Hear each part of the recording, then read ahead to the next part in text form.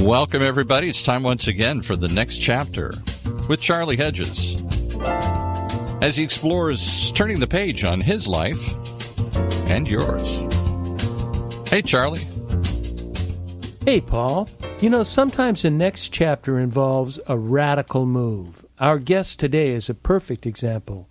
Donna Francart transitioned from an executive travel agent to becoming a deputy coroner.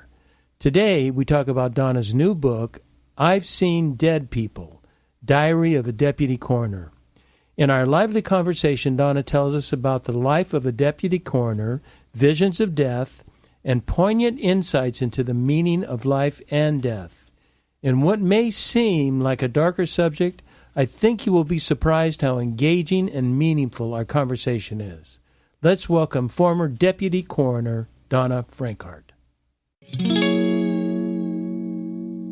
Donna Francart, welcome to the next chapter with Charlie. Thank you so much for having me, Charlie. It's a pleasure to be with you tonight.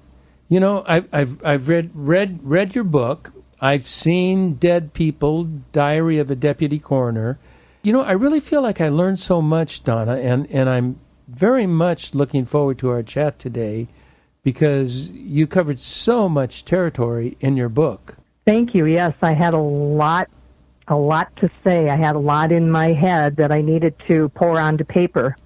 Oh, so many cases. You know what I'd like to do is I would like to start this show at the most obvious place, which is the beginning. Now, both of us know that when you ask kids, what do they want to be when they grow up?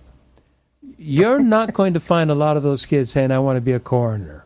No, that's not one that would be at the top of the list, and it certainly wasn't for me. As a matter of fact, when I was younger, death frightened me, and I was not one to find all the horror movies on TV either, and I didn't like the dark. So, really, in looking back, you think, wow, it's amazing how your life takes turns, how it changes, and I think it was just that was my mission in life. It was what I was meant to do. So if you're meant to do, how did that happen? How did you become a coroner? Without that being your set goal and set direction, you discovered that in process, did you not? I did. What had happened was, well, first I should preface in saying that my career was always in the travel industry, government travel, corporate travel. And back in about 2006... Well, I have to say, you've kind of stayed in travel. It's the psychic travel business. Yes, and this is kind of a warped sense of humor, but I used to say years ago, because I continued working in the travel business during the week, but then I was a deputy coroner on the weekends. And how I did get into that was because I was going through a divorce and had two sons that were young in grade school, and so I wanted to do something constructive, something to help the community on the weekends that my sons would be with their dad. And so I had heard of this program or this team that was called it was a crisis response team.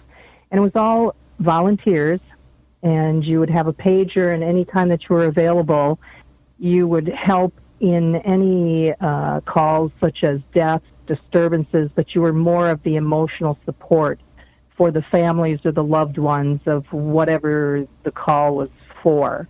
Now, you received training for that, right? I mean, they didn't just throw you out in the field and say, right, absolutely.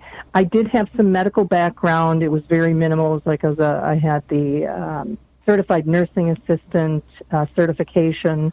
I'd worked as a medical assistant for a couple of nephrologists. Now, nephrologists, they specialize in kidney, diabetes. So I'd had that, and I'd also worked at a hospital on a neurosurgical floor. So I had some past medical experience.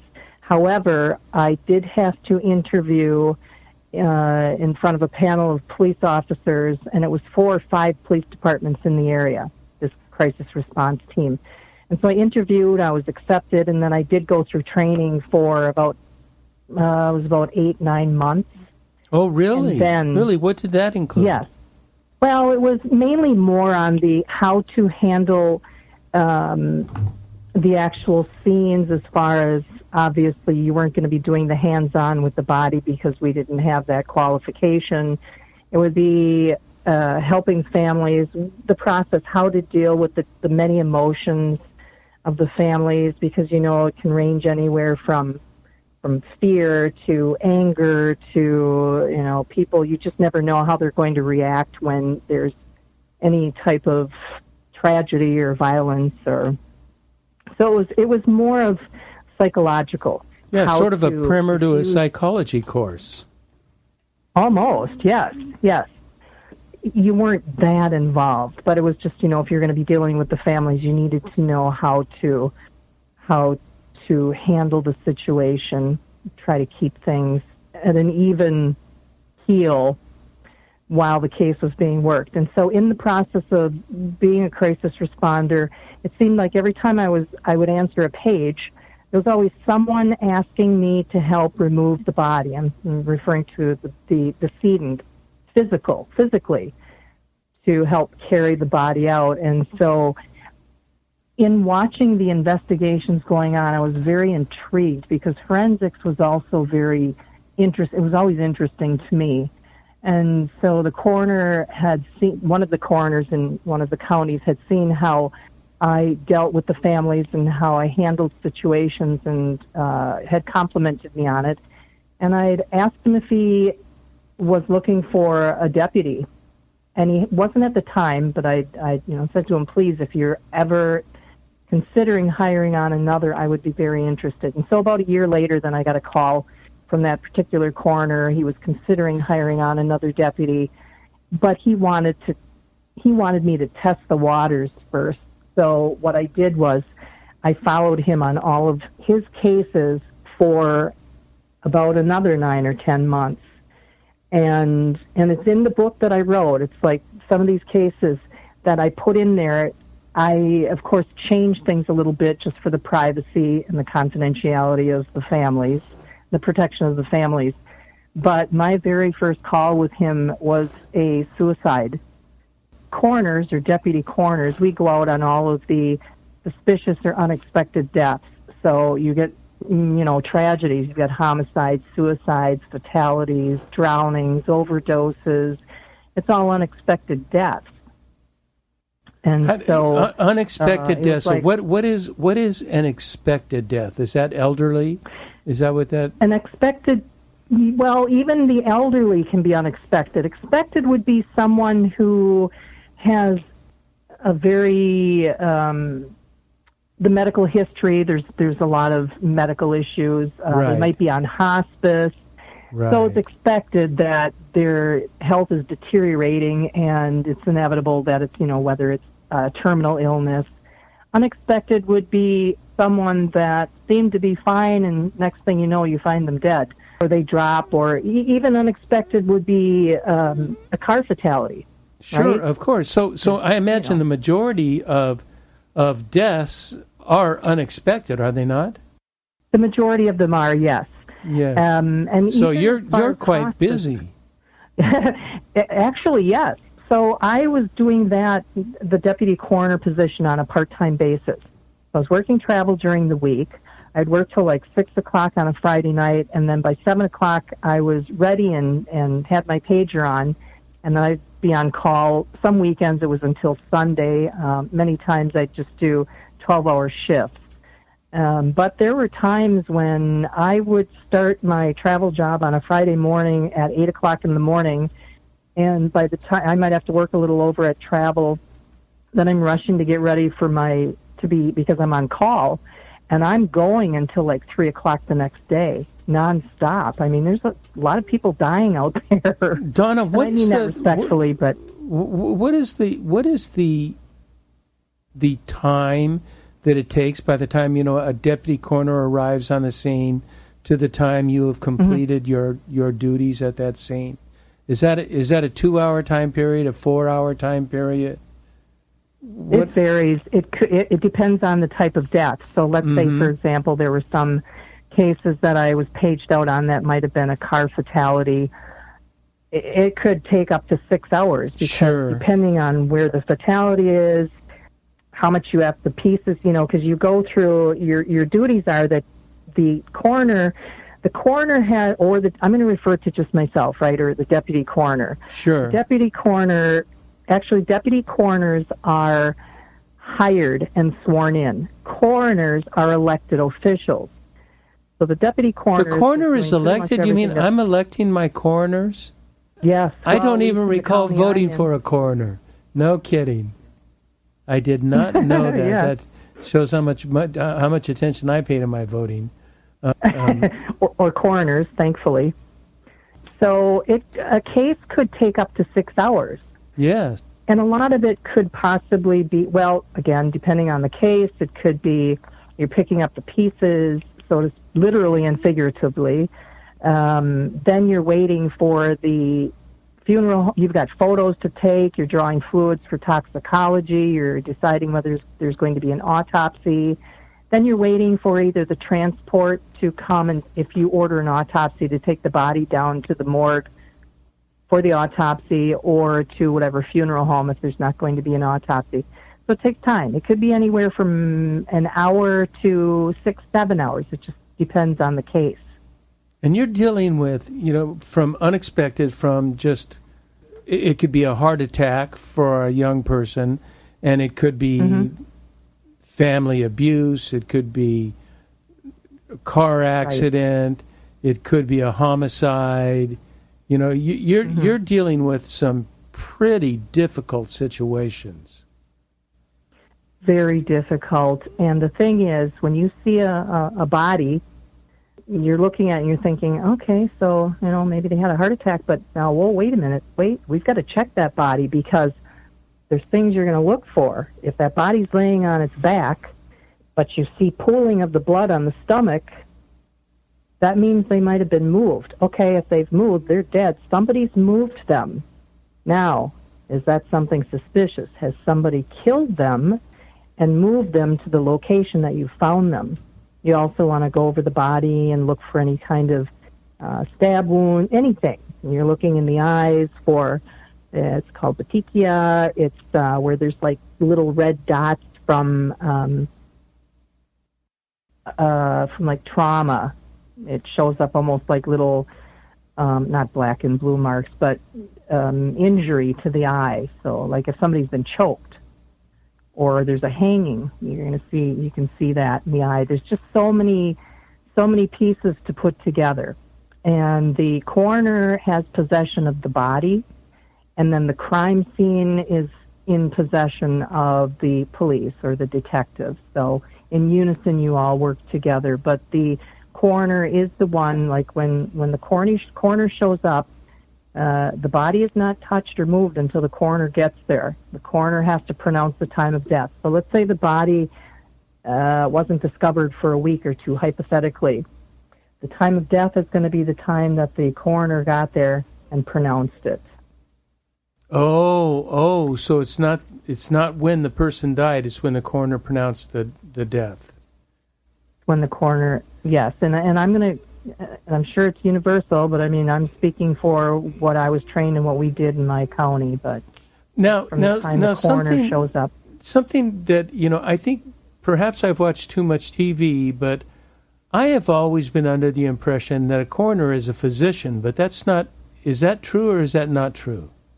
Well, now forensic pathologists will do autopsies. So first off, coroners, unless their pathologists or their doctors, will not do the autopsies. In the county that I worked in, you did not have to have a medical background. The other deputies that I worked with, one was also, everybody, all of my associates, they all had at least another job or a couple of jobs. So one was a paramedic and then a deputy coroner. The other one was a fire battalion chief with the fire department and a deputy coroner. There was a nurse, there was a chaplain, there was myself, as I'd mentioned, the little bit of background that I had in the medical field. There was also a deputy, actually ended up being a chief deputy, and he had no medical background. He worked at a particular soda company. I'm not sure what his position was, but he didn't have any medical background. And people would ask me all of the time, well, are you a doctor? No, I'm not a doctor. But the thing is, we're there, it's called medical legal death investigations. So we are there to rule out anything suspicious.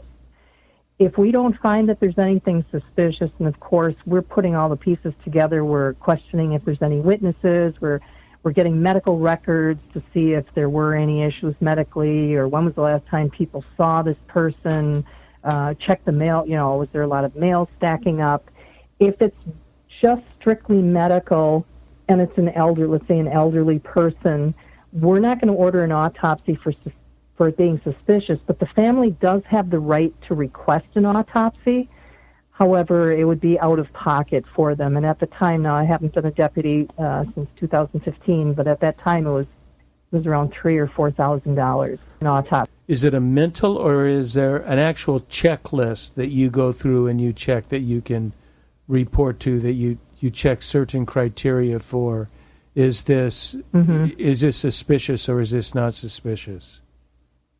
Well, we would have reports we'd have to fill out, which would have everything from, the obvious, the name, date of birth, all the personal information.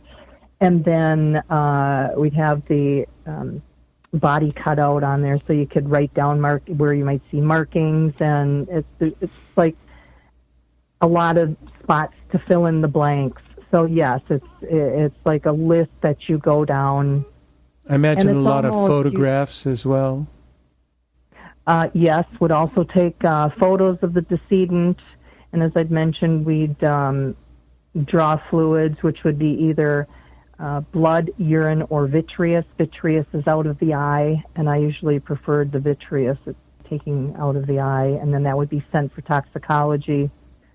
We would go over the body, as I'd mentioned before, to see if there were any markings. Of course, the position of the body, the condition of the body. There's just so many aspects of an investigation, things that you have to, the protocol. I have one more high-level question before we get down and dirty and we start talking about what some of the experiences. But I do have this question. You mentioned coroners, deputy coroners, and it appeared from your description that there is no similarity in job background or industry.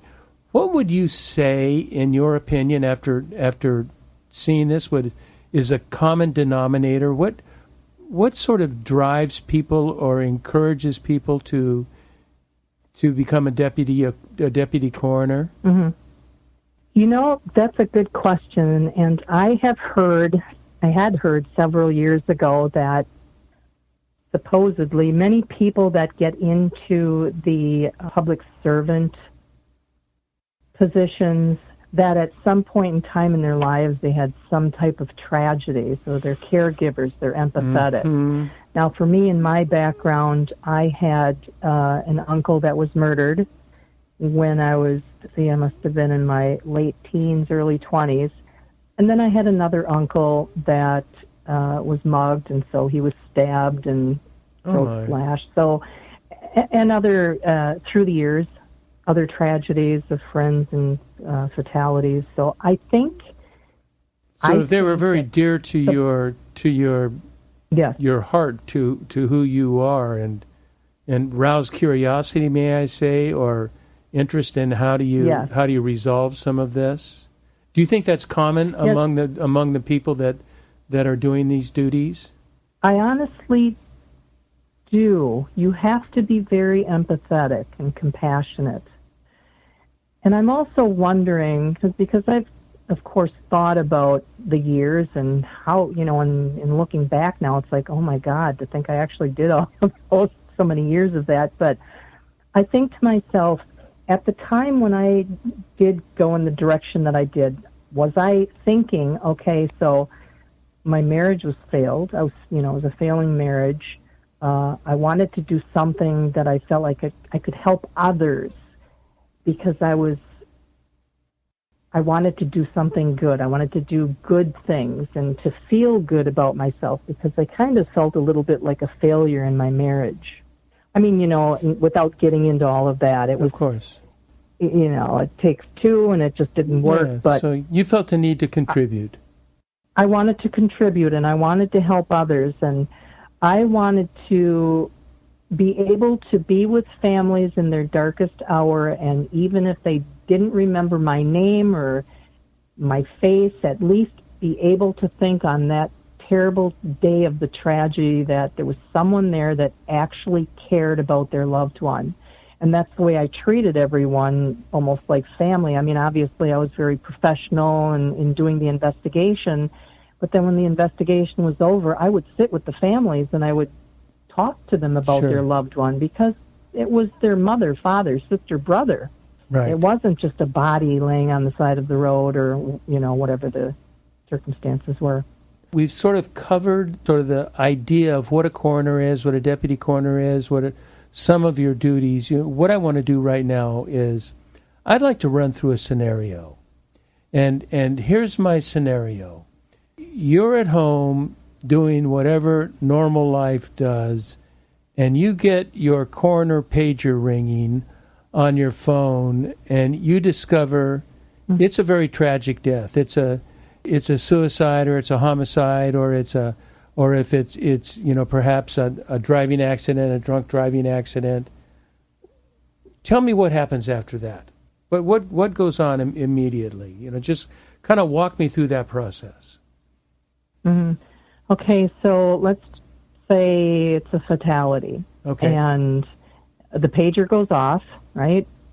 And then I answer the page, and it was usually a sergeant or a lieutenant of whichever department is on scene at the accident.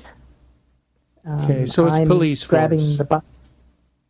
The police, yes. Yes, okay. They're kind of briefing me on what I'm going to be, going to, as I'm grabbing a body bag and all of my supplies, and I'm flying out the door. Because when I would be on call, I would always be dressed in the uniform and be ready to go, because you want to be there as quickly as you can. Oh, really? As soon as yes, because, well, first off, depending on where the scene is, if it's where there's a lot of traffic, you want to be able to get that taken care of so that these poor passersby aren't seeing these horrific things, right? Right. So, and the police can't do anything until the coroner arrives. Right. Okay. Right. So we get there, or I get there, and they'll brief you. You sign in, right? And then let's say there's a car off on the side. It hit a tree. I go over to the vehicle, and, if it's obvious that the person has expired, the paramedics, there was nothing that they could do, then I'm going over to the vehicle. Actually, I would get help in moving the body. Well, the police would be with me, and then I would pronounce the time. When everybody's documenting the time of death, then... And that's the time you're would calling the death. That's not the time that the person died. That's the time that the coroner arrives. Okay, got it. Just clear. Yep. Just wanted to be clear Yep. on that. Okay. Yep. So then we'd remove... Of course, I couldn't do it by myself. I would have help. And then we would have well, actually, let me back up. I'm sorry. A funeral home would be called, and when the funeral home would get to the scene, they would bring their cot, Okay. or gurney, Sure. and then they would help to pull the body out. But the body's already been bagged? It all depends on the case. Okay, Either that's someone would fine. help me pull the body out, depending on the condition, or Sure. if there's going to be an autopsy. What the circumstance? There's just so many, different. If there's an autopsy, does it go through the funeral home, or does it go through the police? Again, the coroner has possession of the body. So if it's going to be an autopsy, the coroner would then, in this area, the county that I worked in, there was a transport service. Now, this transport service were actually they were funeral directors. They had to be funeral directors. But the transport service would come they would remove the body, put the body, depending again on the condition of the body, whether it was going to be in a body bag, and then on top of the gurney, or just the body on top of the gurney. And then the funeral directors would transport the body to the morgue for the autopsy, not to their funeral home, to the morgue. Again, and depending on if it's high profile, what the circumstances are, it might be a case where the coroner has to follow the transport to the morgue, and that's once the body bag has been zipped up, the coroner bags and tags, because these tags have identification numbers on them. So it seals the bag with the body inside so that nothing can be tampered. And then when it's taken down for autopsy, then the pathologist or the forensic technicians will cut off the tag, because they'll have that ID number and they'll know that that body has not been tampered with. So with your team, with the team of police, your team of other coroners, mm-hmm. there's a lot of responsibility and discretion about how that body is processed afterward that really could have repercussions. I mean, it's a very serious position that you have in making those decisions, is it not? It's very serious. Yeah. Yeah. Are you aware of that all the time? Is that taxing for you to say, gee, what's my decision? Do you err on the safe side, or, you know, what? Extremely stressful, because yes, I mean, if you miss something, first, you know, you think of all of if there was something suspicious that caused that person's death and you didn't catch that, that means someone got away with killing someone. That means the decedent lost their life by the hands of another. And I mean, like you said, there's a lot of responsibility. So yes, absolutely, I was extremely focused. And when there were times when there were actually some cases where there was one in particular I'm thinking of where there was a tell me about it. Pardon me? I said, tell me about it. Where one of the sheriffs felt that there should be an autopsy. I wasn't so sure about it, and forgive me, I don't remember all of the circumstances. I've done over a couple thousand cases. So I then call my boss, who is the coroner, the elected official, and then it's like it goes between the sheriff and the coroner, and I thought, I'll let my boss decide on that one. Sure, that's wise. That makes sense. Mm-hmm. You know what I want to do now, Donna, is I want to talk about, we've given an overview here. I want to talk about how this has impacted you, how you manage the situation, and what conclusions you've had about life, because you have had tons of conclusions mm-hmm. about life lessons in life lessons and death lessons. And we're going to take a brief break, and we are going to come right back and do those questions.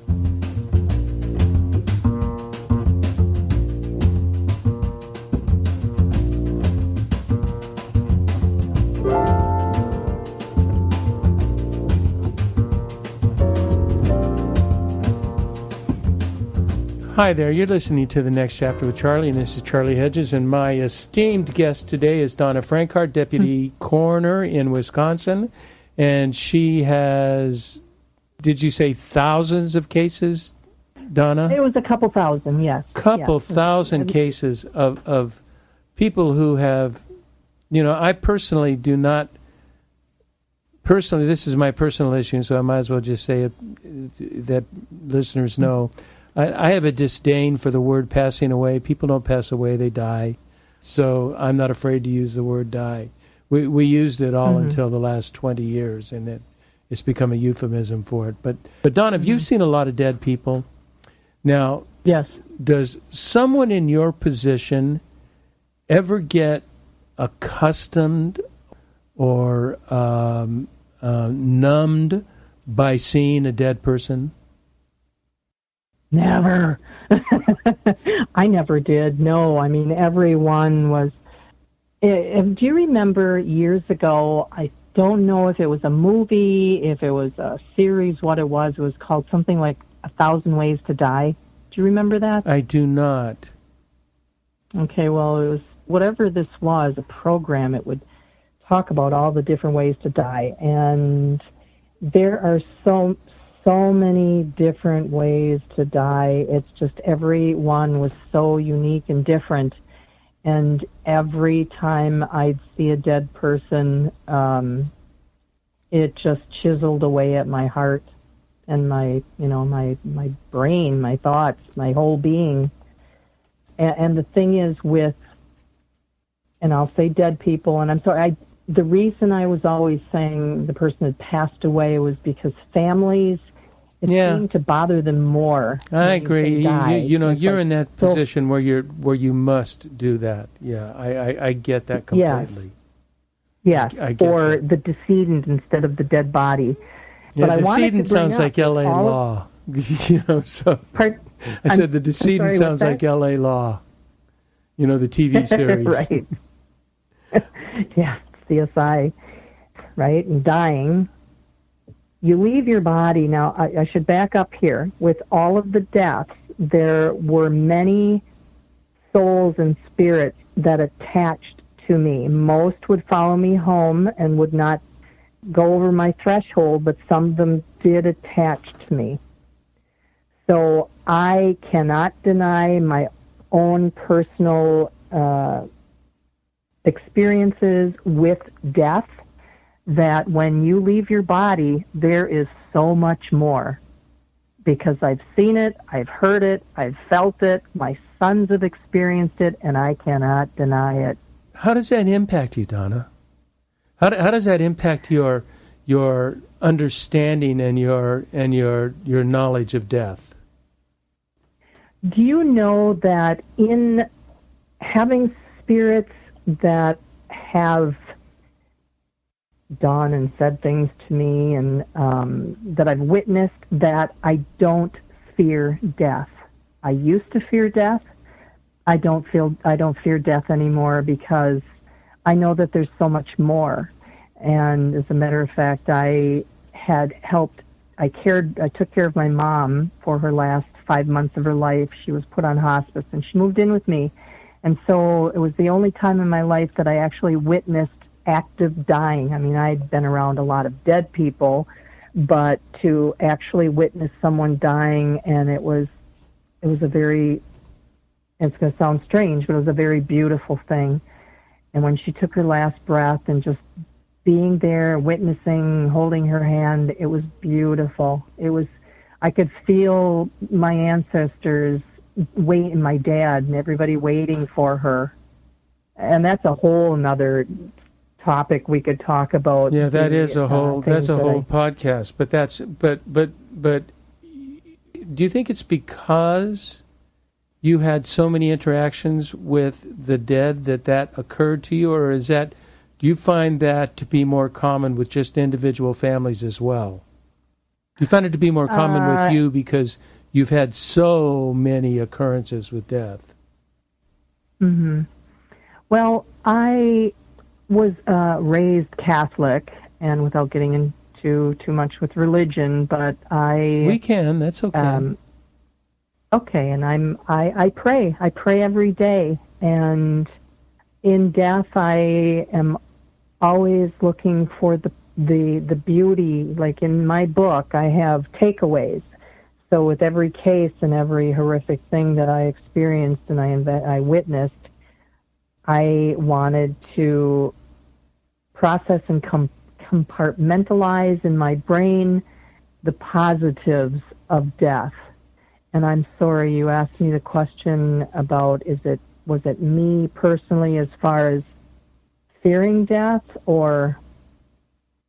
Oh, no, I was asking, do you think you have encounters with the spirit world because you've had so many encounters with dead than the average person is going to have? Do you think that had something to do with you having more encounters with spirit world? Yes, I absolutely do. It was a constant thing for many years, and I have not been in that position since 2015, but I can tell you that things are still happening. As a matter of fact, a few weeks ago, I was in my car. I had just started my car, and I was going to back up, put it in reverse, and all of a sudden a rotary phone started ringing, and I looked around that back seat. I put it in park, and I'm looking around thinking, well, that's the strangest thing. Remember the sound of the old rotary phones ringing, right? Right. Okay, so I thought, I must be hearing things. So then I put it back in reverse. I backed out. I started to go forward, and the phone started ringing again. I thought, all right. I put it in park because I was still in a parking lot.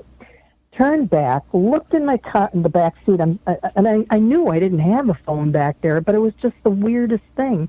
And I know that it was someone from beyond that was trying to connect with me. I think that with it happening so often through the years and being around death, but I was more aware of the spiritual world, and I have had mediums tell me that I'm like a lighthouse for the spirits, because I was actually doing the work of, this is what one of them told me, I was doing the work of God because I was with my compassion, being empathetic, and helping the families and the decedent, and always treating every decedent with dignity at the crime scene. There would be times the family just had to see their loved one last time, and if there wasn't going to be an autopsy, I would clean their faces up, and I'd put a pillow under their head, and I'd put, this is obviously, if it's in a home death or right, where I'd have access to a pillow or a blanket, and I'd make them look like they were sleeping, so that it was, a little bit easier on the family. And so I think that I became a beacon for the spirits. They were like attracted to me. Is that common for deputy coroners, or do you think that was a unique experience for you? I tell you what, Charlie, I don't know how many people in the death industry will admit this to the public. I would guarantee you there are many of them that are experiencing the spirit world. I have a friend who's a chief coroner. Actually, I met her through this book being written, and because she is a woman in this, there's men and women in this career, but she was so thankful that she had another female deputy coroner, or that I used to be, that would understand what she'd go through. And her husband is a police officer. She's in a southern state, and she was just telling me last month, and she said, oh my God, she said, we have so much activity. She said it's so bad that every night her husband turns the fan on in the bedroom, because every night at like around 1 o'clock in the morning, they hear the footsteps going down the hallway, and then they feel the bed as the spirit sits down on the bed, and her husband can't stand the sound of the footsteps, and they can't stop the spirit. It's a home that it was generations of, like, his grandparents owned and then his parents owned, so they won't sell the house because, it's been in the family for so long. But they're dealing with that on a constant basis. Then I had a forensic technician who's out of Great Britain tell me, again, I met him through my book, and he was telling me, oh, yeah, we have things flying off the shelves in the morgue. So, and funeral directors that I've worked with, they put lavender around in the rooms because that's supposed to, like, keep the spirits at bay. Oh, so it's not it's not garlic around the front door? We're not trying to keep vampires out. Well, maybe some of them, and I'm very thankful that I have only always attracted good spirits. I didn't have any of that bad stuff, and I don't ever, hopefully, plan to ever witness that. So. Well, like you said, we could do a whole show on that, and that is fascinating, yeah. and I think it's something that is neither provable nor disprovable.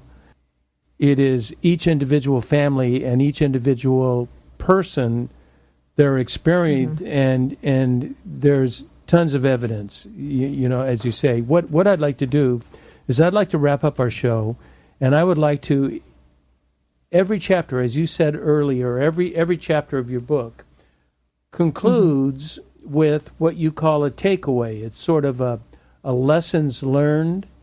And yes. As I read through those lessons learned, through those takeaways, you make it obvious that you learned as much about life as you did about death as a deputy coroner, that you made excellent observations. So let's just go through in our next 5 or so minutes.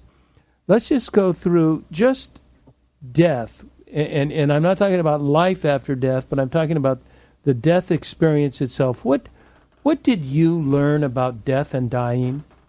I learned that death should not be feared, and death is part of life. I also learned that life is precious, and we should never take for granted anything in life, anyone. Tell your loved ones often how much you love them, hug them, appreciate the vibrant colors of flowers when you're out on a walk or feeling the breeze on your face. I mean, I sometimes go overboard because I am so thankful and appreciative for every breath that I take, because at any moment it can be taken away from you. And don't ever leave this life with regrets that you didn't tell someone, your mother, whatever, family, loved one, that you love them, that you didn't spend enough time with them. Be in the present, and like I say, fill in the blanks between the date of birth and the date of death. Leave your footprints in life. And perhaps it's like the common thing today is begin the day as if it's the first day of your life. Perhaps if we began the day as if it's the last day of our life, we would live it very differently. I love that. That's beautiful. Yeah, it just occurred to me, and that is, and your appreciation. You know, I think we chatted about this on the phone. You know, the ancient philosophers in the Middle Ages, the famous philosophers, all had it was very common that they would have a human skull on their desk, because they felt they could not do adequate philosophy without having a firm grasp on the reality of death. That death was the driver to the philosophy of life. And if we didn't get that, we missed the point of it, because we are treating life as an immortal, eternal state, and it is not. It is finite. It is temporary. And we do not know how finite or how temporary. And so that, for that reason, every day is essential. Every day what we do is essential. It is. Absolutely. So maybe that maybe that translates into my next question, you know, so that was death. But you learned there were several things you talked about life. What sorts of things did you learn about life and how you live life that is essential for people to know? I have a couple in mind that I recall from your writings. That's essential in life. Well, your body is your temple. So what you put in it today could determine how many tomorrows you have, for one thing. Oh, don't tell me that, because I plan on eating ice cream tonight. Well, I love ice cream too. No, I'm teasing. I'm teasing. Please, yes, you're right. How you treat your body. Yes, and your mind, and things that you take for granted. For example, you're out to have a good time. I'm talking about all ages. You don't think of the consequences, you know, like car fatalities from drinking too much. You wrote about that a lot, about drinking. You came in your book. There were so many cases, and especially of youth that died because of alcohol, and you know, totally preventable. Yeah. And off-the-wall cases, you know, not somebody who just flagrantly said, I'm going to drink and drive, but just said, oh, I'm only going a couple miles, and I need to go get pizzas for the rest of my party, so I'm going to get it, and they never made it back. And they never made it back. And you have, you know, you face that and you see that, and how we take care of ourselves into regard, and you sort of give the impression that what you do now really does impact who you are today and who you will be tomorrow. If you are today and if you will be tomorrow. if you will have a tomorrow. Yeah. Correct. Yeah. And I don't want to sound like I'm, I don't be afraid to live. Don't live in fear, but don't take for granted your life. Yeah, don't live in fear, but don't be stupid. But there's always a line there, and someone can always draw a line, but there is a definite line between wisdom and stupidity, and absolutely, we have to be careful. And unfortunately, in American life, and especially American life with the youth, we have a tendency to explore and to move into areas that are dangerous for our life. I certainly did. I'm alive by luck and by the grace of God. Because of the dumb things that I did, and I'm not alone. And it just, we have to be so careful. But those are wonderful, wonderful thoughts about life. Donna, you have been so insightful, and I think we just have such a different understanding of a coroner and what's going on in the life of a coroner, what you have to face on a regular basis. What is the average career span of a deputy coroner? Do people last more than a decade at it?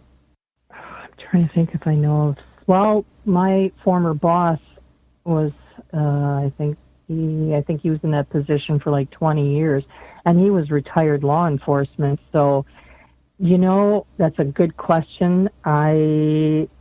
One of the deputies that I worked with, who's also a paramedic, he must be going on over 20 years. Oh, so there are people that do it. I'm going to look into that. Yeah. Well, Donna Francart, you have been an extraordinarily fascinating guest. Thank you so much. And I want to thank you for spending time with me today. It's very, very kind of you, very gracious. Oh, it's been my pleasure. I've really enjoyed our chat, and I start talking about it, and I just want to keep going. And do you mind if I mention also, and this is exciting, with my book, which has now there's been a screenplay adaptation. Oh, really? Of the book, and yes, and there's going to be a feature film. So one of the director is Jeff Ohm, and he worked on some films like Titanic, The Revenant, Fifth Element. Oh, man, huge films. That's tremendous, Donna. Congratulations. I will make sure that I have a link to Amazon to purchase your book on the show notes. That's, again, thank you for being on. Congratulations on the book. Congratulations on the possible film. One never knows where one is going in life, does one? One never knows, and just be thankful of every breath you take. Okay, I'd like to thank so much. You're very, very, very welcome. I want to take this time to thank our listeners for tuning in to the next chapter with Charlie, and please be sure to check us out at our website, thenextchapter.life, Life. And until next, this is Charlie Hedges signing off. Bye for now.